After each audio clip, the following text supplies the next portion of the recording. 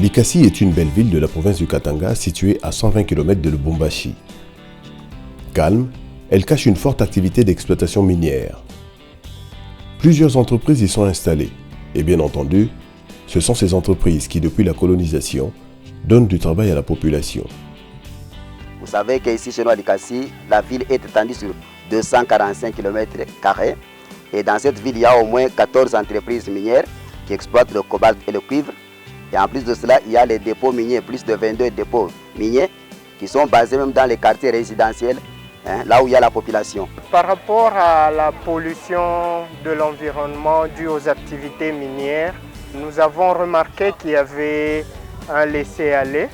Il n'y a pas vraiment de suivi. Il y a beaucoup de négligence par rapport à la gestion de l'environnement et à notre niveau. À tel point que nous vivons la contamination des rivières Boulouo, la rivière Mpanda. Et ce qui est grave est que la contamination de ces deux rivières, parce que ces deux rivières se jettent dans la rivière Lufira, au bassin de la Lufira, cette contamination va aller jusqu'au lac Tchangalele, qui est un lac historique, parce que c'est de ce lac que la population de Likasi et même des villageois là-bas consomment des poissons.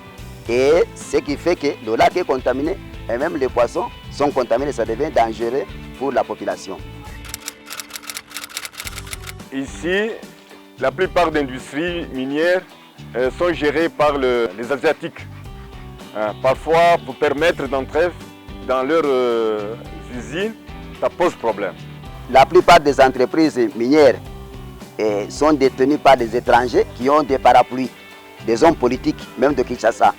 En fait, le trafic d'influence, il y a beaucoup d'entreprises qui n'ouvrent pas les portes.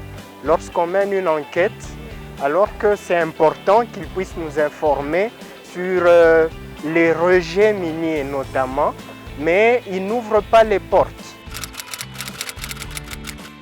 Bon, par rapport à cela, nous avons trouvé comme stratégie de mettre en place un cadre de concertation multi-acteurs, là où il y a le délégué des entreprises minières, c'est représenté par le chargé de l'environnement de la GECAMINE, il y a un délégué du service de l'environnement, un délégué de la division des mines, et un délégué des organisations de la société civile, mais aussi un délégué des détenteurs des dépôts miniers. Après avoir mis ce cadre de concertation, nous avions élaboré une proposition de loi dédiée plutôt, afin qu'on amène à tous les opérateurs miniers à respecter leur plan de gestion d'impact environnemental. Et il y a aussi le laxisme des services étatiques.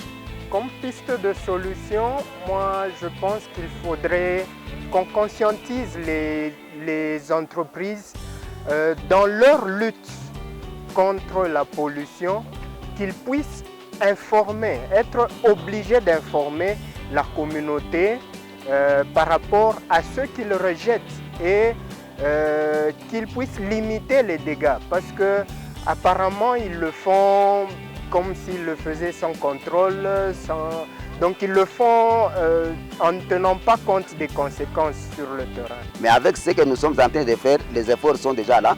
Et il y a une réunion entre la GECAMINE et les opérateurs miniers qui rejettent leurs histoires dans le bassin d'Alufira, afin qu'ensemble, qu'ils entament les stratégies pour réduire la contamination.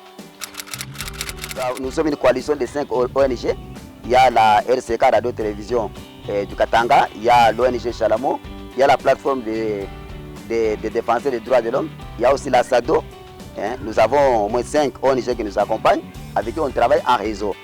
À part ça, nous avons l'appui et la collaboration de la division des mines, du service de l'environnement et de certaines autorités qui nous accompagnent quand même. Si nous nous conformons tous au texte, les chances seront nombreuses. Mais si nous ne tenons pas compte des textes, les chances ne peuvent même pas être évaluées. Comme nous avons la loi sur la protection de l'environnement, nous avons causé avec le procureur, avec le magistrat qui l'a mis à notre disposition, qui nous accompagne. S'il y a des entreprises qui vont collaborer, nous allons collaborer. Et s'il y en a qui ne vont pas collaborer, nous irons à la justice. Nous pouvons nous constituer, nous, organisations de la société civile comme partie civile et entamer certaines procédures pour amener quand même à ces opérateurs miniers à respecter l'environnement.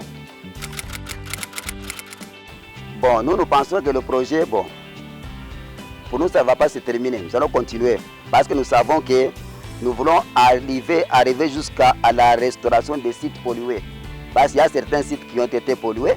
Nous allons continuer à faire un lobbying, un plaidoyer pour que nous puissions aller jusqu'à ce qu'on puisse restaurer les sites pollués. Il y a la proposition d'édit que nous avons déposée à l'Assemblée.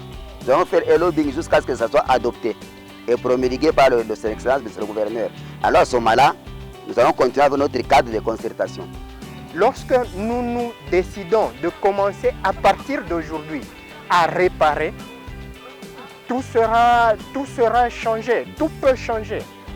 En tout cas, nous comptons beaucoup sur la bonne collaboration, l'entente et une compréhension vraiment mutuelle entre les membres des OSC, les responsables des industries et les autorités.